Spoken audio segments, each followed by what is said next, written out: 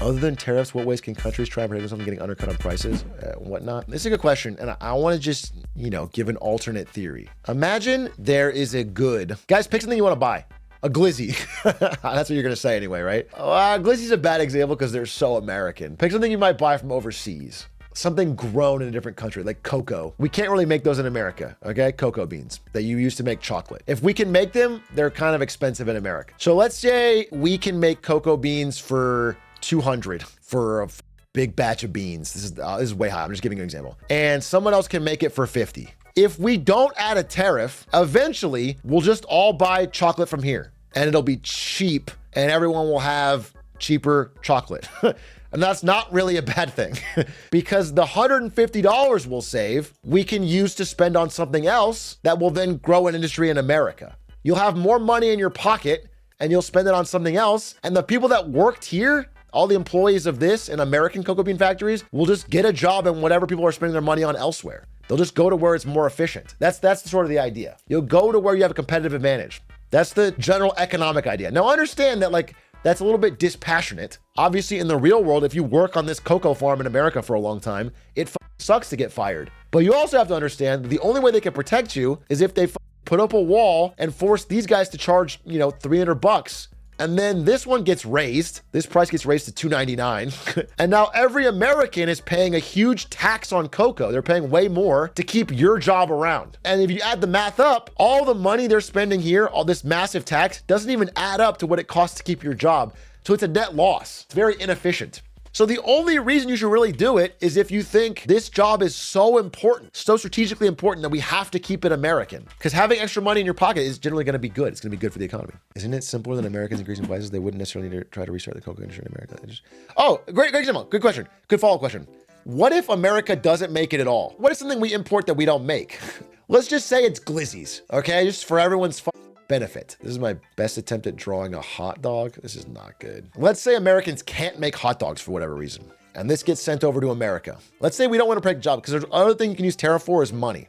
Some people will try to lie to you to get you mad about tariffs. You should be mad about tariffs, but I hate when people skip a step and lie and they say you pay the cost of the tariff. You don't. The consumer doesn't pay the cost of the tariff initially. The company that is importing it and selling it to you does pay the tariff. They pay the money to the government. If this is Germany Hot Dog Co.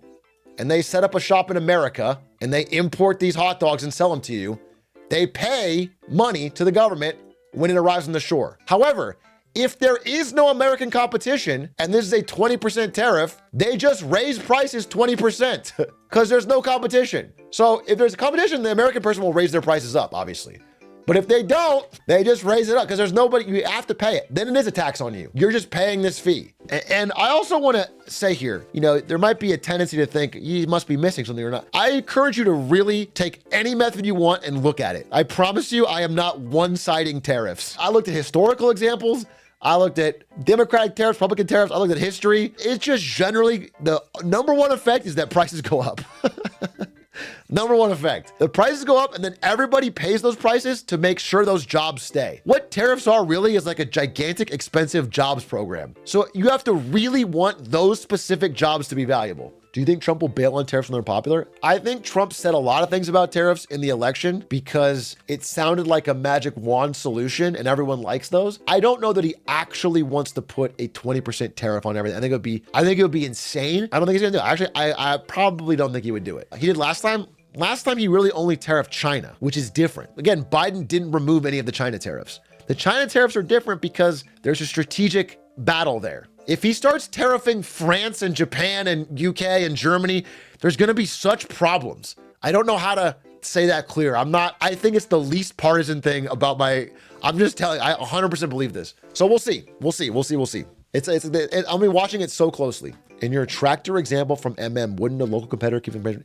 Yes, if there's a thriving local competition, that could drive prices down. But generally, if we're in an environment where we need tariffs, American producers are already on their last legs. So it depends. So tariffs cost sales switch. Yes. So if there is a US competitor that is big enough to compete, then generally the tariff makes no money or very little money. We're not making any tariff money on Chinese EVs because they just don't even send them.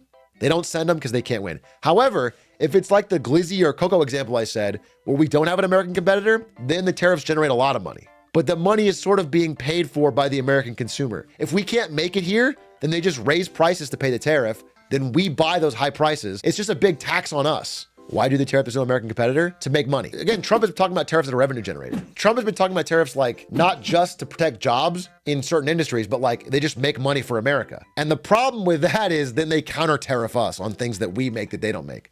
I think no matter where you stand politically, if you do a deep dive on tariffs, don't just trust me, like look into it. I think you will start to think differently as a brilliant solution to our problems. What should we stock up on from China before the tariffs take effect? We don't know what's getting tariffs. And I'm being real here. I sincerely don't think Trump is going to do a 20% tariff on everything. I think he's going to pick certain things to tariff to try and get concessions out of that country. He's going to use it like a weapon. I think tariffs in general are bad, but like if he tries to do a blanket tariff, like he said, it's going to be, I think, disastrous. It's going to be disastrous. Any chance China? Well, China's already called the bluff, bro. China's called the bluff by over the past 8 years since 2016, the first tariffs. China has started to reduce their dependency on exporting to America. That's why they're exporting to the global south. China is trying to make it so they don't have to export to America. And now it's down to 3%. America is 3% of where they export to, but we get a ton of stuff from them. They're in a better spot for a trade war than they were before. Why would they concede anything? No, but what they can do is counter tariff, or they can, there's things they can do that could hurt us. Dude, good follow-up question. You were paying attention. That is insightful because yes, the metrics show that America or that China doesn't send very many goods to America. However, part of that is because they are sending goods to Thailand and India that are then being shipped to America. So we still have a larger, that is like you understood all parts and then put it together in your head. I think that's a smart question. I like that. I'm VIPing you. Don't just copy his question. Don't just repeat his question like that. I own a small kitchen and bath company, and we assemble some imported cabinets. Trump's original tariffs, 27.5%, worked just like you said. But the difference was companies just moved factories to Mexico, not the US. The worst thing is that even though they are avoiding the tariff now, the cost never went down. So we don't get the jobs from manufacturing, but prices stay at the elevated rate. It's like a kink in a hose. It's like pressure builds up. It's it's an unnatural state of affairs. You're really forcing it to try and make certain things happen a certain way. How come tariffs wouldn't apply to transshipping? The tariffs don't apply because transshipping is where they send it through a different country. So that country doesn't have a tariff rule with America. If we don't have a tariff on Thailand, then they send it through Thailand and then it doesn't get the Chinese tariff. That's the idea. It's illegal. To be clear, I want you to know it's illegal, but it's hard to enforce. What you have to do is you have to have an inspector go to the factory in Thailand and see, can you actually make all these rubber hoses or tractor trailers or whatever? And who the f gonna do that? It's very difficult. And they don't let you do it. They don't let you come to see an inspection. It's like the way they found out with these rubber hoses. It's a fascinating story. You should, maybe I'll find the article and link it. But the American rubber hose manufacturer was like, okay, we are losing to China. We have to make our shit cheaper and better.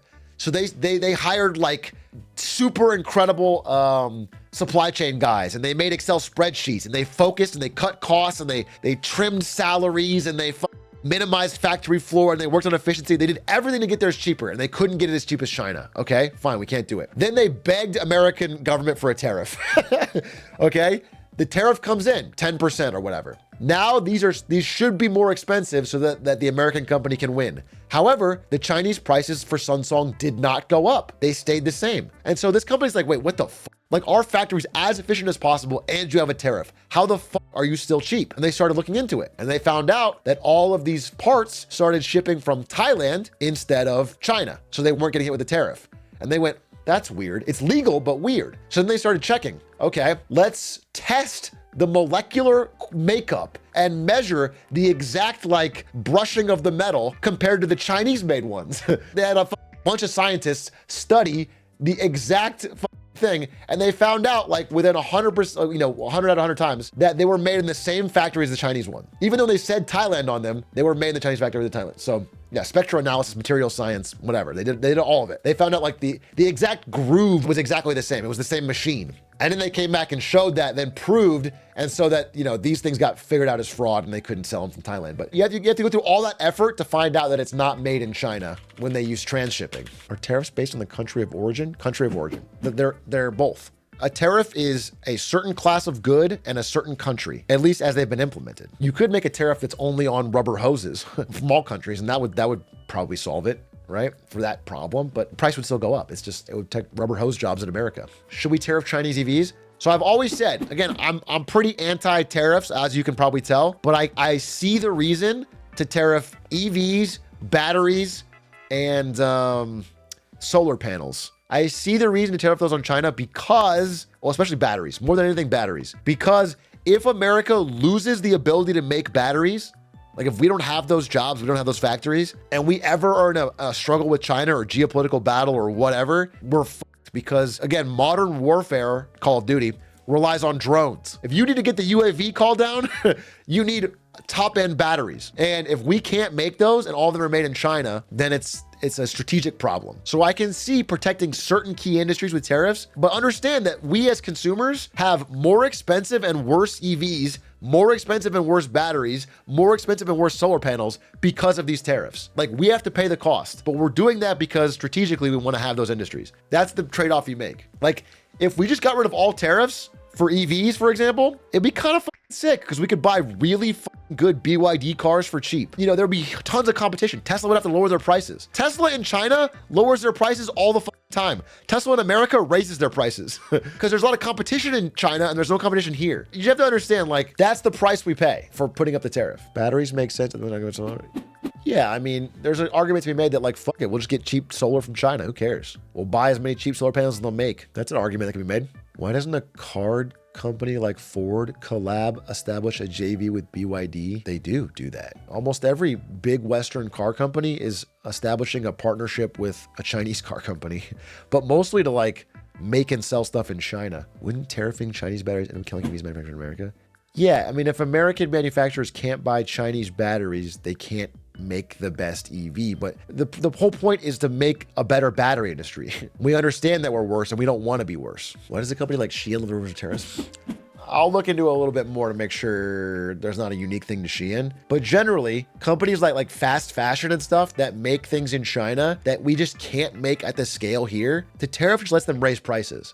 It'll just make that shit more expensive, but they can't, it's not like we can go elsewhere. But and also I want to know that Shein gets around US tariffs generally by doing air shipping. I don't know that loophole has been fixed yet, but we talked about it on Marketing Monday where Shein literally air ships some things under $800 that don't get caught in tariffs. So they can be even cheaper than our competition. While Amazon or whatever that uses a boat will have to pay the tariff if it comes from China. I don't know when that method gets patched, but like it's being talked about. I don't think it's been patched yet. We need a balance update. Yeah, exactly.